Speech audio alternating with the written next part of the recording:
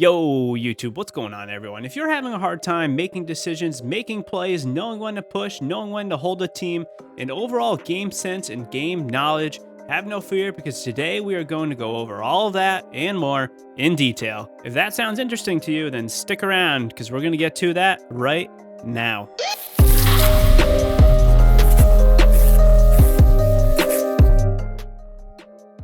Welcome back, everyone. Today we are going to be showcasing one of my ranked Wraith games. I'm going to bring you along for the ride as I explain my thought process behind the plays I made and provide some tips along the way to help you improve your game sense and overall Apex Legends skills. In my opinion, this game is a perfect example and has multiple good plays and even some bad plays that I had made.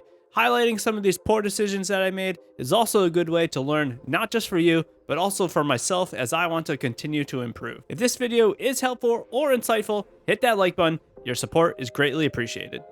First up, the landing spot. In this game, we chose to land at Hydroponics. For whatever reason, this seems to be a solid place to land to get some initial fights, but isn't overcrowded like some of the more central areas on this map. This helps us get some initial rank points off spawn, finding an enemy team early. This is only gold, and we don't want to be spending our time looting for 10 minutes just to maybe die. Landing at far or remote places can be better at the higher ranks, but be mindful of this because you won't be building as much actual gun and game skill when you are doing so. Our first priority on the ground is to always get a gun and shields, which we were lucky and able to get both of them here. I already felt really good about my loadout, and I'm already ready to make some plays and be aggressive since I know I have a solid loadout. There's a very good chance early on that your opponents might not get as good as guns as you when you do happen to get some good ones. Be sure to take advantage of this because not every game will be like this. So I end up pushing out to help out my teammates here. And I do get a couple good shots in, but my second time going out, I do get knocked pretty much right away. I almost thought this was a wipe, but I really only get knocked because I am trying to help my teammates with a push and make that play. And it does end up working out in our favor this time. I knew I had a good chance at getting beamed here because I was already being shot at in the same place that I just went out into. Be mindful of this and be aware of where the enemies are looking. It happens to work out in our favor this time. My teammate does enough damage, I did enough damage, we get the wipe of the team. Be mindful of this. I crawl into the building for safety before a potential third party comes in and tries to clean us up. So now that we wiped the threat, we can spend a second looting and healing up. The Loba in our squad makes this much easier. For newer or less experienced players, it might be a solid idea to run with a Loba to speed up the looting process. Obviously, you're going to lose a little bit of the offensive if you're not taking another character because you are taking Loba, but this doesn't really matter in the lower ranked games in my opinion. You want to kind of just have a good flow of the game, and Loba definitely increases this type of flow. We now start to move out, and our Loba runs into an enemy, and my other teammate gets downed as well. So now I am in a 1-on-3 situation, which is always pretty tough regardless if it's pubs or ranked. Your main goal in this scenario is to try and split the enemies up and get quick knocks so you can make it more of a fair fight in your favor. It doesn't matter who you are, you will never win a 1-on-3 if you are taking all the enemies on at once. I hop up on the wall to get a semi-high ground, allowing me to peek better while having the ledge to cover my body. I get a knock with the longbow, which makes me push up since I know I can manage a 1-on-2 better than a 1-on-3. Also at this time, I see an opportune moment to try and take advantage of the situation. I followed this up with a stellar arc star that I pre-placed on the ground, anticipating them to run out and push me, which they did. This allowed me to get the second knock, so this 1-on-3 that was then a 1-on-2 is now a 1-on-1, a much fairer fight in my favor. I could have done one of two things after this. I can either try to kill the third immediately or run back and heal up. I decided to heal up so I can be sure to give myself the best chance at getting that last enemy. I had no doubt in my mind that they would at minimum revive one of their teammates as soon as I started running away. This game sense is just something you will learn the more you play, but keep this in mind in this situation. So when running back, I was expecting a 1-on-2, but I knew one would still be really ripped or further away healing, and this is exactly what happened. The enemy that was healed up decided to try and revive all three, which was a huge mistake on his part. On top of this, the Bloodhound didn't heal or go up and hide. You'll notice instead of me shooting the Bloodhound, I decided to switch to the Loba, stopping the res and eliminating the bigger threat because I knew that she had more health. I then easily finished the Bloodhound, and to his credit, he had some solid shots on me. I decided to do a finishing move on the gold revive character so I could get my shields back without using any of the resources. I then pick up my teammates and get the banner, and then we have another moment to loot. At this point, we have been fighting for a while in Hydroponics, and I am really expecting a third or fourth party to come in, so I decided to heal up again. You'll notice I decided to use a Phoenix kit instead of syringes at this point. I use this because I generally don't carry too many of these Phoenix kits, and I wanted to save an inventory spot for another item. This was especially true since I didn't have a purple backpack. There are other items that I would rather hold in this situation, like more cells, syringes, maybe a grenade, which are easier to use during battle rather than that Phoenix kit. While I am looting, my teammate is heading over to revive our third person, and during that we start to get pushed by another team. Anytime you revive someone, you should always expect to get pushed. Any team that is hunting for kills will see this as an easy target and try to make a big play out of it. Enemies know they have a 3-on-2 at best, or even a 3-on-1 in the favor of them. Also, they have the element of surprise for those that aren't expecting it. Luckily, for a while now, I have been expecting a teammate to rotate in. Fortunately for us, it seems they were a little bit too slow. Our third was able to get up and loot up. In the meantime, I am providing some cover fire. I run out of sniper ammo, so I go and swap to a hemlock from a nearby death box. You'll notice I drop syringes and a light ammo stack. I don't really like to carry more than 12 to 16 cells and 4 to 8 syringes. Anything more is a waste of space in my opinion. You should be carrying some grenades or some more ammo or batteries and med kits. In hindsight, I should have dropped some shield cells. I don't really need 3 batteries and 14 cells at this point. This is definitely overkill, especially for a gold ranked lobby. I was just trying to get ammo as fast as possible to get myself back into the fight. I was struggling to shoot the hemlock in burst mode, so I swapped to shingle shot mode and I continued to flank left to get an angle. And I do what Obi-Wan taught us, get that high ground. My teammate gets a knock and then I get the second. So now we are down to 1 left and things are going pretty well here. Since it's the first circle, we aren't panicking that the zone is closing. This first one doesn't hurt too much and we won't have any problem looting up and rotating in. Shortly after this, I am expecting one of 2 things to happen. I'm expecting either the third person to come back to try and get the banners, or he is just completely gone. Looks like we caught him running back, so we get an easy wipe here. Following this, I am pretty well looted, so I just start to run out. One thing I probably should have done here is to get the car that was there and then rotate out with my teammate. Not a huge deal. Regardless, I generally don't like getting into cars, especially if you are rotating late. They are quite loud and it could lead to a team pushing you when your back is to the zone. At this point, I'm not really too concerned about where we are rotating out of. I'm just trying to follow my teammate and get out of this storm, and then we will worry about that later. Maybe something I could have done here was look at the map to make sure we're rotating to a solid spot. Where we're rotating isn't too bad though, and we are going to end up getting a lot more fights by rotating up to where we are going. So we get out and heal up, and now we are looking for another squad to fight. One big thing to note what I am doing now, the game has been going on for a little bit now, so I'm counting how many teams left. I see there's 4 or 5 teams left. I'm counting how many enemy players there are besides us. I'm also seeing that I have 4 kills and 2 assists. This means I'm now capped for the kills and assist points that I can get from a ranked game. However, though, I'm not really too concerned about this, and we are going to still push people. This is still a gold lobby. I'm not really trying to hang back and get those high tier placement points. I still want to get some fights. I still want to help my teammates max out their points as well. So we are going to continue to push and take fights. This is just something to keep in mind though. If you want to go for maximum points while being a little bit safe, if you do have 5 kills and assists combined, you could play a little safer here and get more placement points. Now we are about to start our next series of engagements. I originally wanted to push up the water slide here and take the teams to fight up top. However, this just didn't work out. There was too many squads and we were getting shot from multiple angles.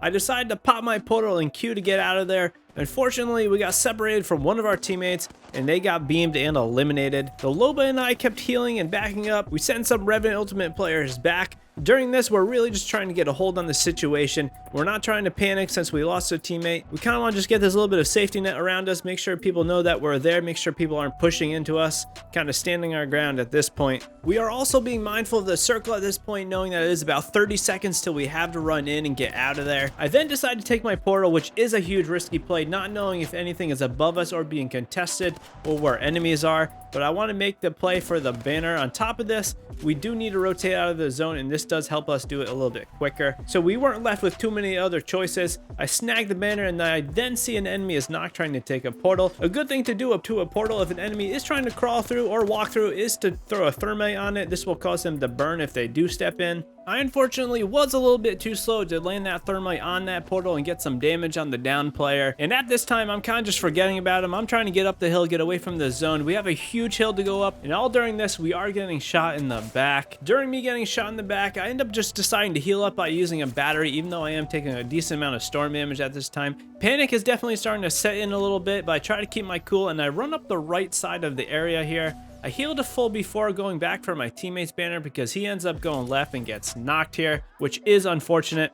You'll notice here I walk up instead of sprinting, making myself quieter and hoping I can get a surprise on anyone lingering.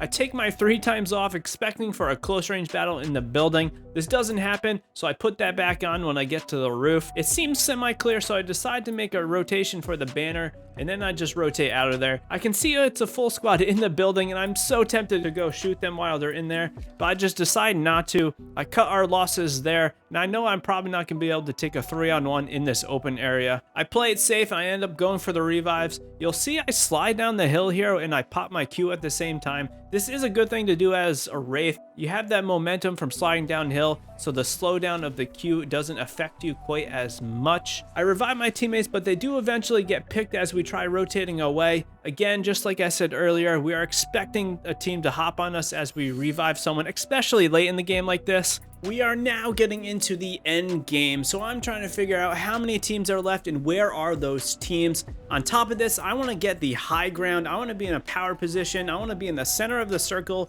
for this particular location. So I'm rotating to the grow towers to get that high ground. It seems kind of open to me, so I'm running up there. I'm also seeing there are 3 enemy squads and 7 players left between those squads. That means there's either one team that only has 1 person, or there's a couple teams that are down enemy players. So this is also a good thing to keep in mind. Always be doing that math, figuring out how many enemies are left. Like we were saying earlier in the video, you want to be mindful when reviving someone. My teammate ends up getting picked off. He had a little bit unlucky. He actually just got bodied by the triple take across the map when he didn't have shield, so he immediately went down. I'm going to pop my portal and try to get him to crawl through the portal to bring him up into the grow tower so we can get him up.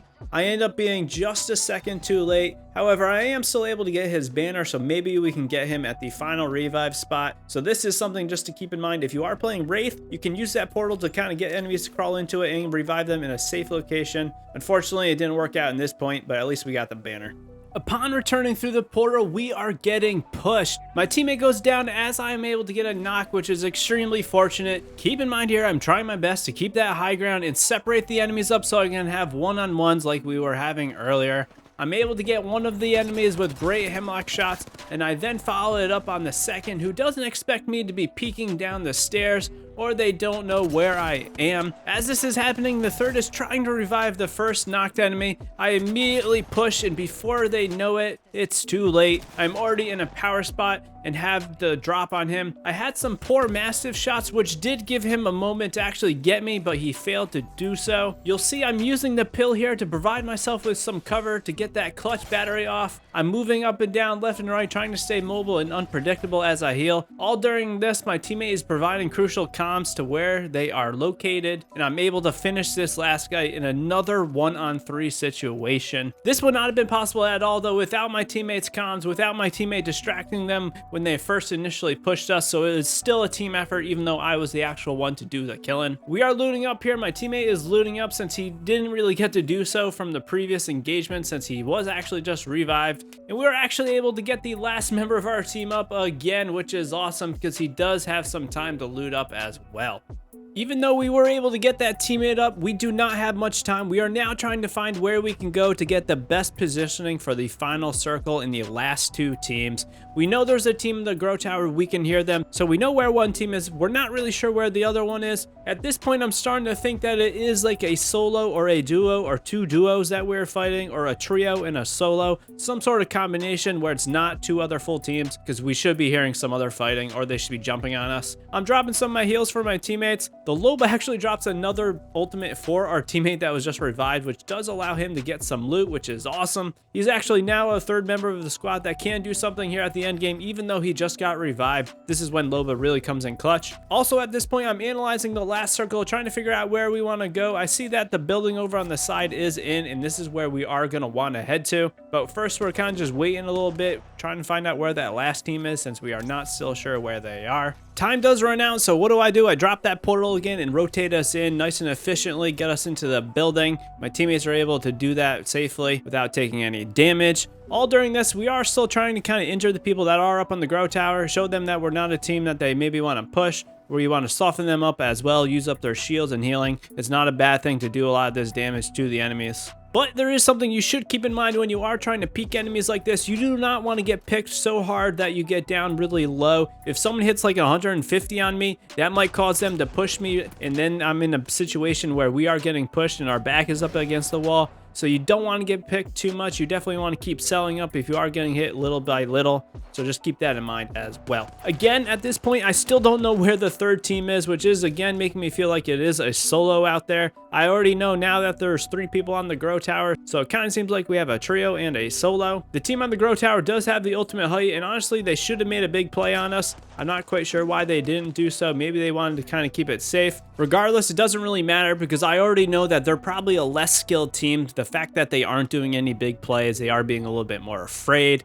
I end up moving over to the other building since we do have the whole circle in this area under control. This also gives me an alternate angle, so when they do run at us, they have to look at 2 different areas. They can't kind of just shoot all the shots on us at the one area. And I'm still softening them up, showing that they're going to have a hard time. A huge thing to keep in mind here is we have the circle, we have the area, we have the control. So their time does run out and it comes time for them to push us. For some crazy reason, it was a solo Octane and he ends up flying over to us trying to do some crazy 1-on-3. He honestly should have walked in with his back to the storm, but he falls in on us. We completely obliterate him. This was the one unknown for us. Now we just have a straight up gunfight. You're gonna see that IQ up, back up to get a little bit of health. I'm not quite sure what is going on, how many are left, but my teammates end up cleaning them up. It was pretty scary there for a moment, but honestly, it never was really that close because we had the solid positioning. So there you have it, everyone. That is everything from the spawn, the fly in, to winning this game. All the game sense, the decision making, all that good stuff. If this video was helpful, hit that like button and subscribe to the channel for more Apex content that is always on the way. I appreciate your guys' support. You can always drop by the community Discord or one of the Twitch streams, 8 p.m. Eastern daily. Thank you so much. Till next time, peace out.